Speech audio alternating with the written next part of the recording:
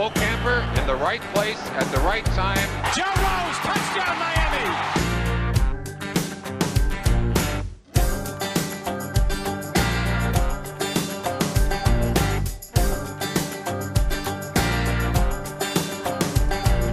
Hi, Joe. Here we are again. Another episode of Out to Pasture, and talking about some. We're kind of getting deep, a little too deep for us in this healthy situation. We Always want to stay about healthy, staying healthy. but we're talking about health and heart and stuff like that. Most important part right there. That's way over our. That's way over our head. No, that's a lot. It's below our head, but it's way over our head. That's a lot of education right there. Yeah, way too much education. Lot. So we got to go out. We got to reach out to the guys that really know what they're doing, and that's what we're going to do. We're going to bring on Dr. Eli Friedman, Director of Sports Cardiology at Miami Cardiac Vascular Institute, and have him come in. He's treating me, he's treating you, and he's treating us pretty good. Hey, Doc, thanks for joining us. Hey, Kim and Joe, great to be with you guys. I've heard the stories from our colleagues on the plane of some of these flights back, so hopefully I don't get myself into too much trouble with you guys here today. No, you can't. We just want to know how to stay healthy, and none of us eat right. We probably don't take care of ourselves away, but tell you, having you in our life, it's been a lot better, Doc. Thank you. No, it's my privilege. Yeah. I think both of us have thought, for during our life that we're not going to have any heart issues, and we had a couple broken hearts and stuff like that. Other than that, heart issues. But here we are, right deep in it, and it's great to have you helping us out. Now, by the way, instead of not only us. You guys just had a big event down at the Baptist Health Training Complex this weekend, Heart of the Game event. You had over 600 people there. Well, what did you guys do, and who are the people that were able to attend that? Yeah, thanks for bringing that up. So it was really cool. It's Heart Month, so we're all thinking about heart health and heart disease awareness.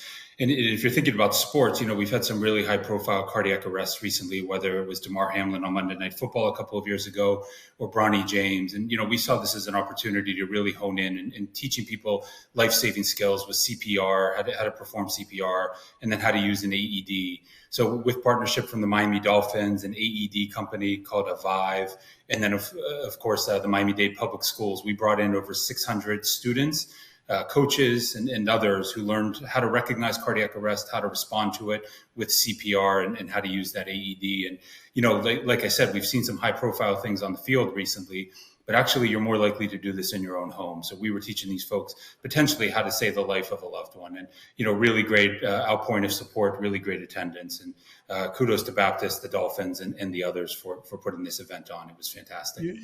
I think the first time I remember something like that, it was Hank Gathers. Remember Hank Gathers? I do. He went down and didn't make it. And we've in our time we've seen some guys with heart. And we had one of our guys, Larry Gordon, route running in the desert and had a heart issue, and we never saw him again. And so, but now all of a sudden with like you talk with Damar Hamlin, with all these other guys, it's been pretty remarkable being able to get these guys on time before they meet their demise. And it's pretty amazing what you can do now in a quick time.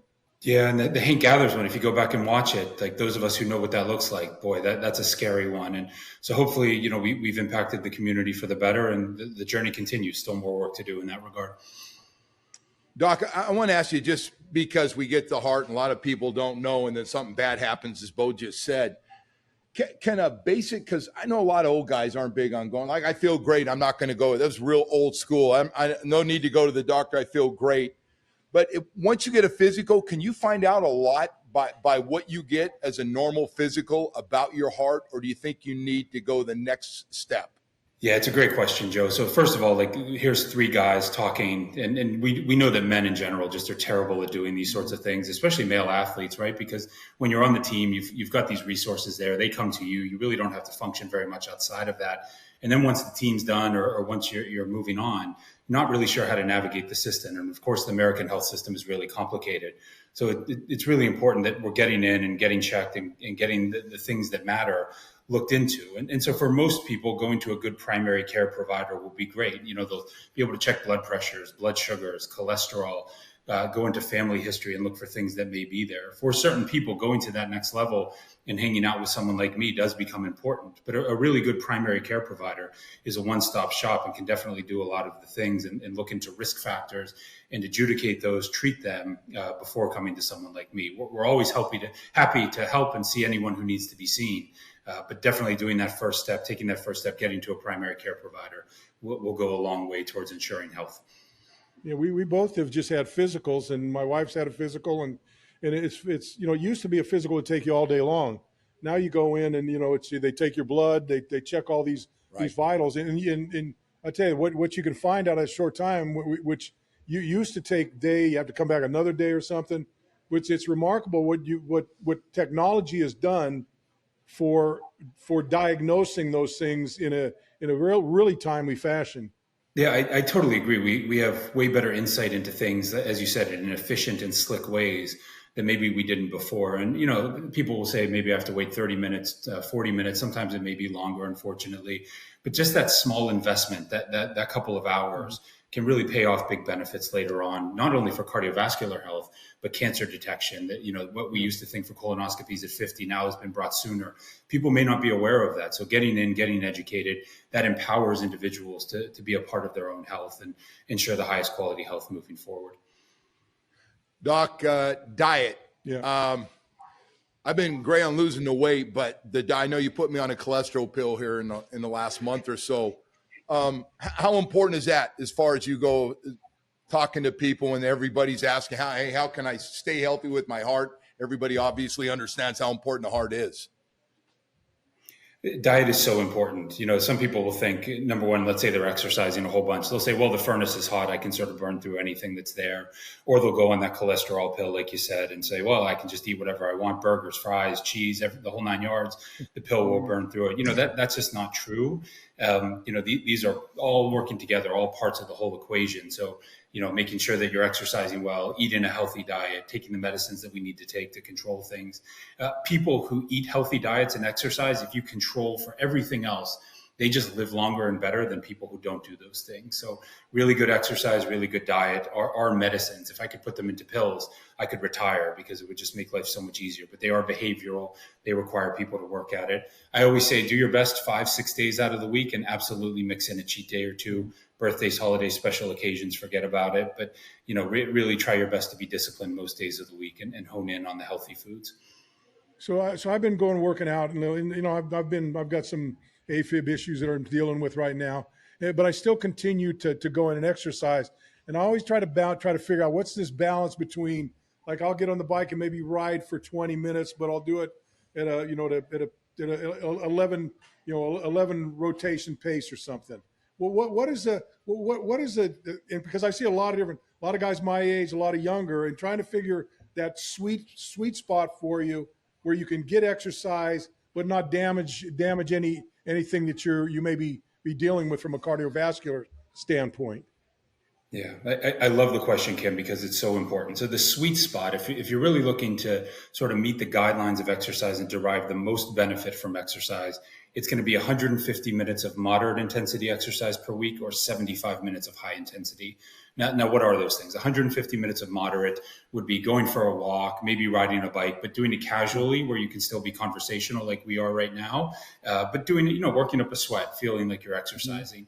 High intensity, those 75 minutes, that would be where you go beyond conversational pace and probably just can only get out yes or no answers. So doing either of those things per week, best done in 10, 15, 20, 30-minute sessions, will get you the most bang for the buck of exercise. It's funny you bring up like not hurting yourself in terms of exercise. Most people cannot hurt themselves with exercise as long as they're doing it in smart and healthy ways. So not going from 0 to 100, but building up their bodies. We've talked a little bit about this.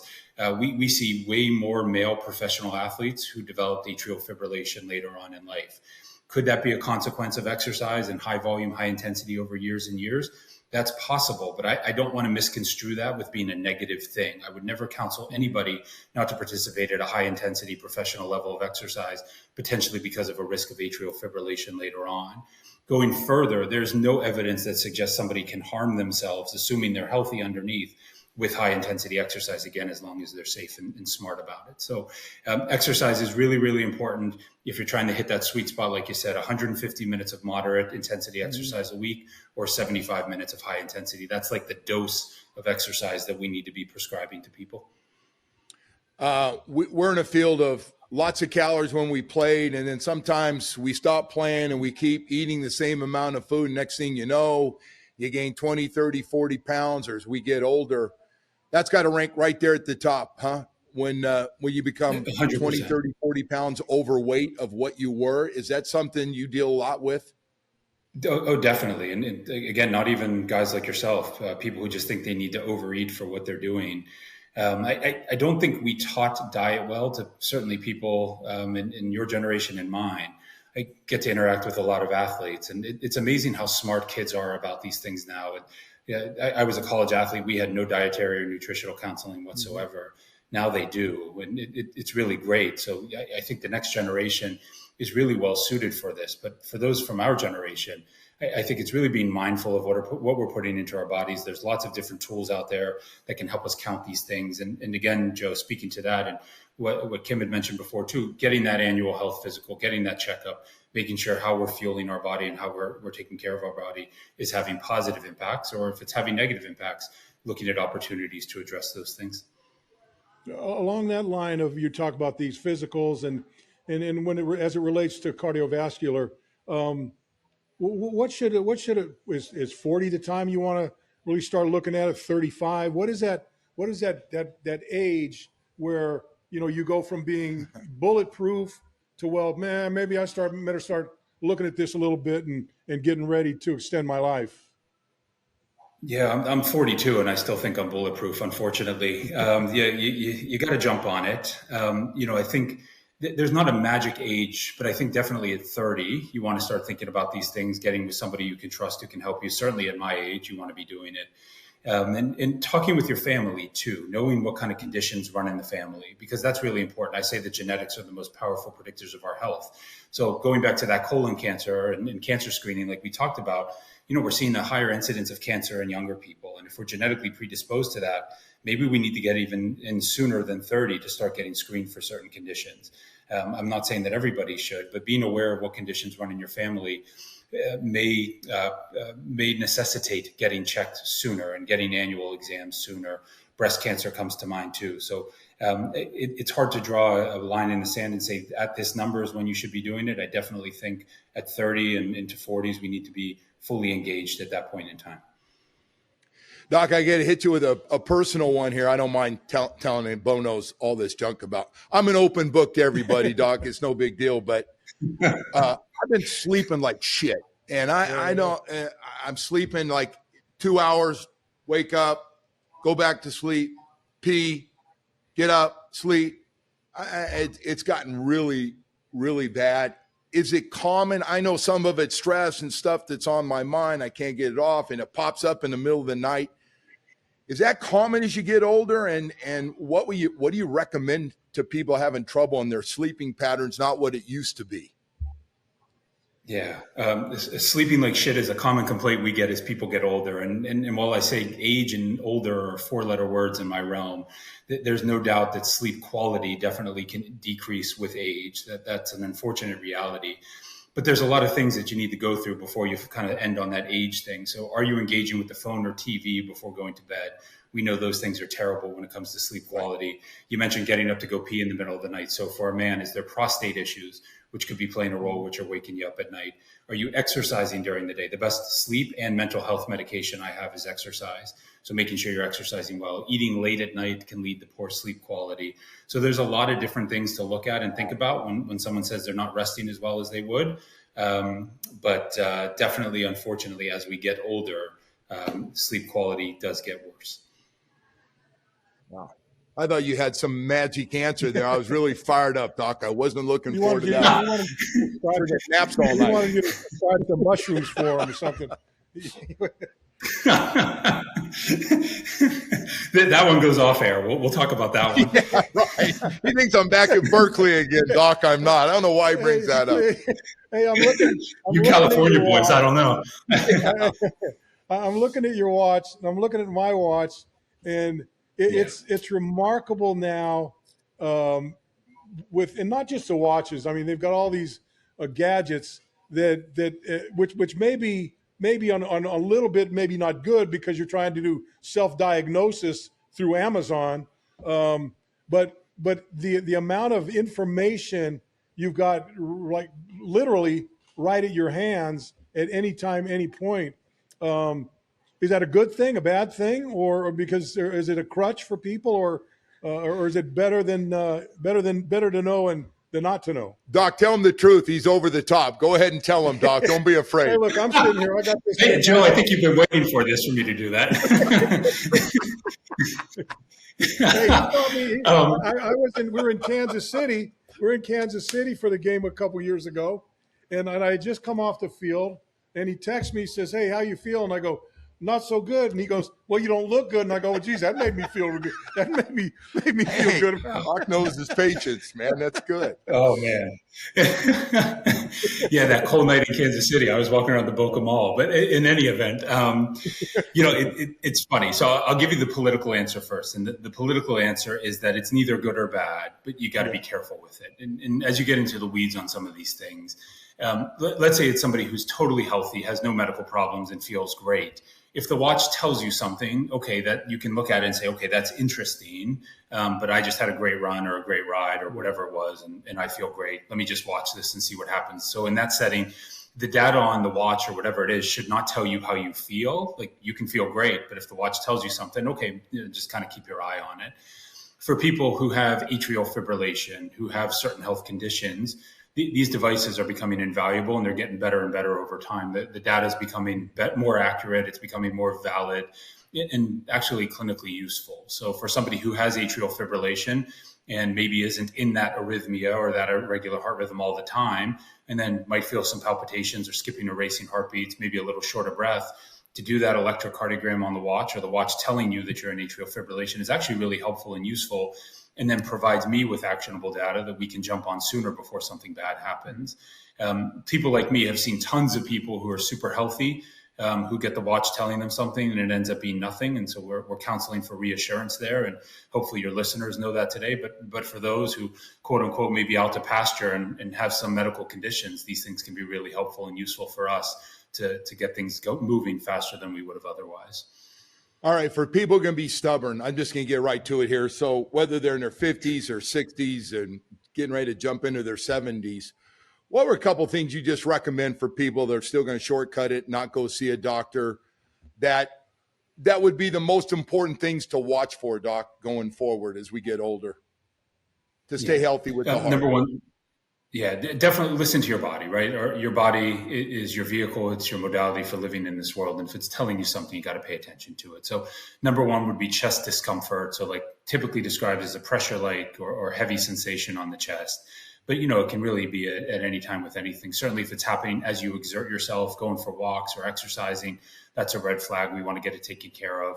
Disproportionate or inappropriate shortness of breath. So feeling like you're huffing and puffing for no good reason. Definitely things to be aware of. Skipping or racing heartbeats like we talked about. Fainting. If you're losing consciousness, we want to get that evaluated. So those would be like the 3 or 4 things to really think about. And again, just removing the mysticism from coming to a doctor's appointment. We're not looking for reasons to screw people. We're not looking for reasons to hurt people. Despite what you may see on Google, we're not the devil. We're not looking to put microchips in people. We really, I think those who are invested in this want to help and want to see people live good quality lives. You never know when the bus is going to come or the car accident could happen. But if there was something medically that you could prevent and you weren't listening to your body or there was something there, then that's a missed opportunity. And if you're not going to do it for yourself, do it for your loved ones, those who care about you and love you and depend on you. Yeah. We can help and we're invested in that. And it's not, paternalistic. It's not a dictator relationship. When it's done well, we are working for you. We're there to help you and listen to your concerns and come up with things that we can help within your goals of care. It's not me telling you to just do things and that's what you're going to do. We really want to be partners in all of this. So hopefully listening to your body leads to more people coming in and getting some help sooner. One thing that it keeps coming back to me, we grew up in an age where, like heart attacks, open heart surgeries. You go to a swimming pool and you see 3 guys with zippers down their chest, and they had open heart surgery. And it seems like that's becoming almost a thing of the past, where it's either you're getting to it earlier and not having to get to that point, or just the treatment or whatever, the attention that you get to it. Like I can't remember the last time of hearing somebody that had open heart surgery or, oh, geez, my dad had a heart attack. I mean, it used to be commonplace And now it seems to be, People are getting out in front of it. Yeah, getting out. Exactly. 100%. So my surgeons and my interventional cardiologists won't like this, but the data is clear that the numbers of heart attacks and open heart surgeries are going down every single year. Now, why is that? Number one, people aren't smoking as much anymore, exercising better, eating healthier diets. But there is no doubt that our ability to detect things and treat them sooner with really, really good medications have kept people away from those sorts of places.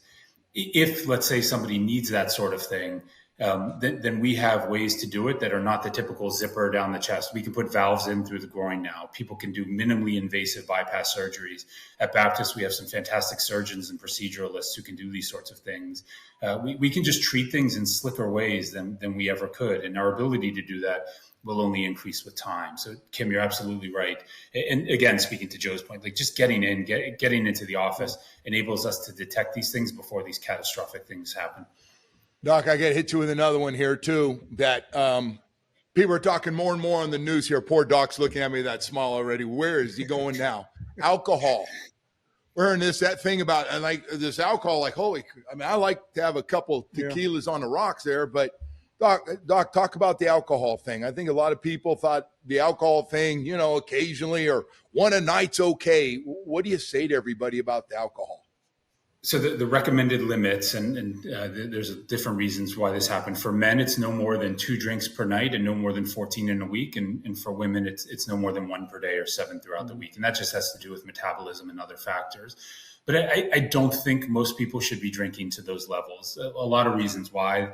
Alcohol is really inefficient on our bodies. It does cause some metabolism issues. It can lead to other health conditions as well. So I'm not saying by any means don't have a drink once in a while. Again, birthdays, holidays, special occasions, have 2, have 3. Be smart about it. Stay hydrated. Don't get behind the wheel of a car and be safe. But alcohol really should not be a cornerstone in someone's diet because it can just lead to a lot of different things, can interact with medications too. So being mindful of the amount of alcohol people are taking in. And again, we've talked about atrial fibrillation. There is no doubt that AFib and alcohol are linked to one another. The more alcohol one drinks, the more at risk they are of having arrhythmia. And it doesn't matter if it's beer, if it's wine, if it's liquor, that risk is there. So just being careful about it. Somebody will ask, Eli, I hear red wine's good for the heart. That may be true, but I don't counsel anybody to start drinking red wine for the heart health benefits. If they're having it already and they're doing it within limits, that's totally fine. But going overboard and going excessive is never a good idea. So I'm going to ask a question on behalf of my friend Joe Rose over here. Heart issues, does it lead to ED? Yeah, absolutely.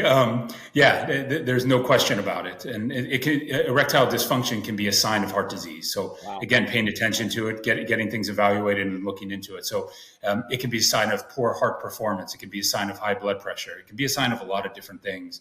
So again, just paying attention, not being shy about these things. People in the office with me will start asking questions about their sexual health and they'll say, I'm sorry, this is a bit embarrassing. Again, like that's nonsense. We want to normalize these conversations because it's important and it can lead us to opportunities to help one's health. Doc, now we talk about Saturday nights on the road, ED and low T and all that stuff, and how are things at home? That's exactly what we talk about, just between us. Again, I've heard the stories of the plane rides back home from games. I can only imagine these conversations. Much like the act, the conversations only last 2 or 3 minutes. So it's not really a long conversation out there. So, when we started out, we were talking about that Heart of the Game event you did at Baptist Health Training Complex. And I think you were talking about, so it seems like everywhere I go now, I see these portable defibrillators on airplanes and restaurants and everything. And it's just, to me, it's especially when we travel on the plane, you see like 2 or 3 guys are carrying them. Yeah. It's pretty comforting to see these things hanging on a wall where you're somewhere, especially if you're, at the age that you may be needing them at any moment. Right. Yeah. So, yes. And glad to know that John Boone and Kyle Johnson are carrying these things on the plane with you guys. And you got fantastic athletic trainers with the Dolphins who just know exactly what to do if an emergency happens. And that's true of all athletic trainers. But that's the key point, right? Like you can see these things all over the place. If you don't know how to use it or you're not familiar with it, it's not going to walk over and put the pads on somebody when it happens. So being familiar with them, knowing that simply opening it, it's not going to shock you. Watching just a 10-minute YouTube video will get you everything you need.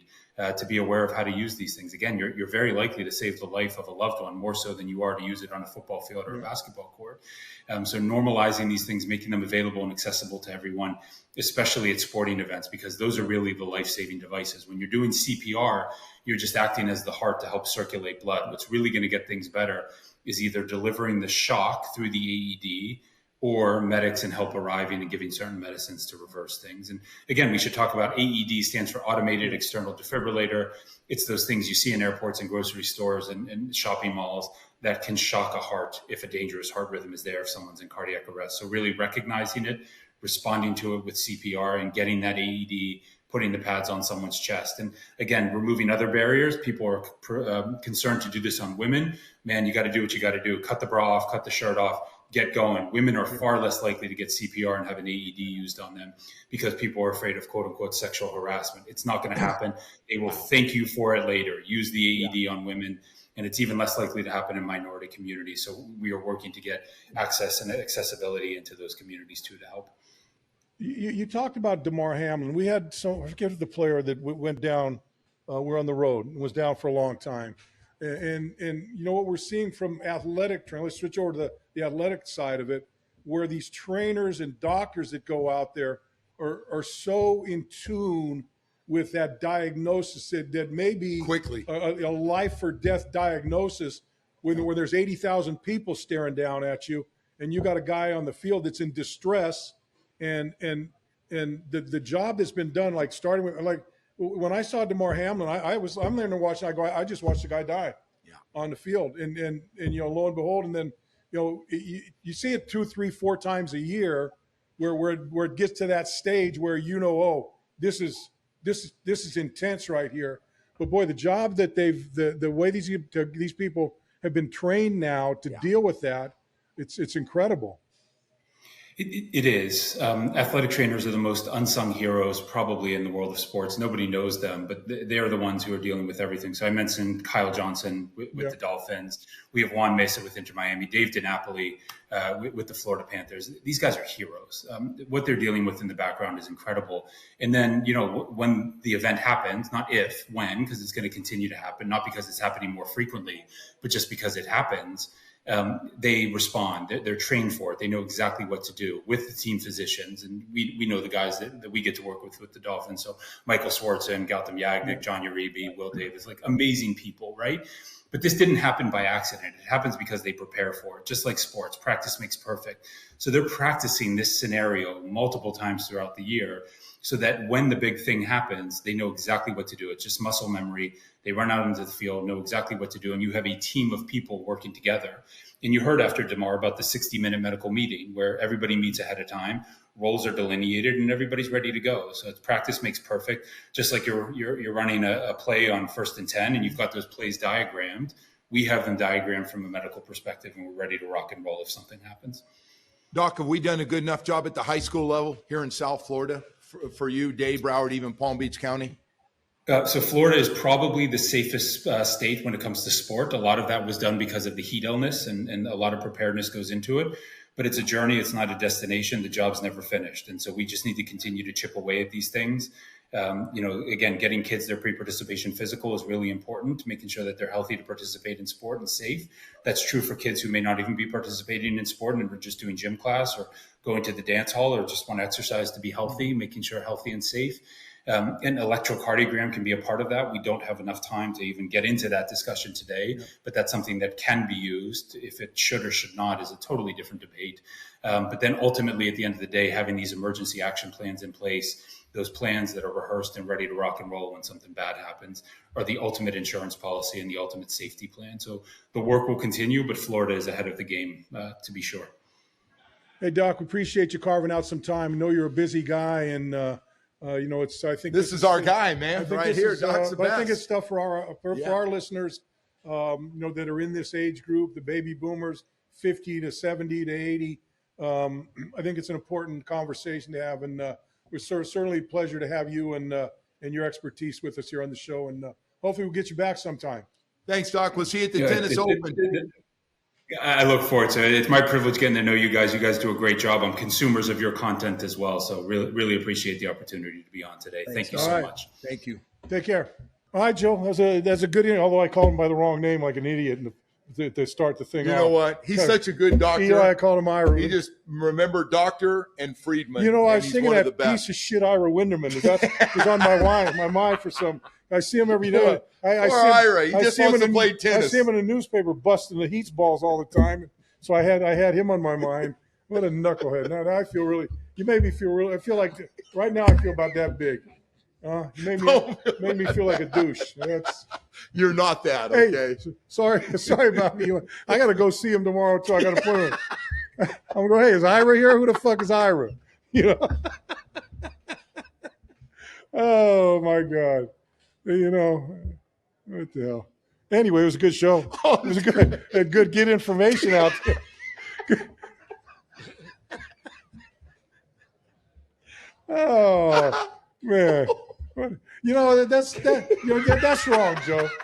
You know, we're just getting ready here to end this show, and you go, "Is his name Ira or is it Eli?" And I go, "No, did I call him Eli or Ira?" Yeah. Oh God. Yeah.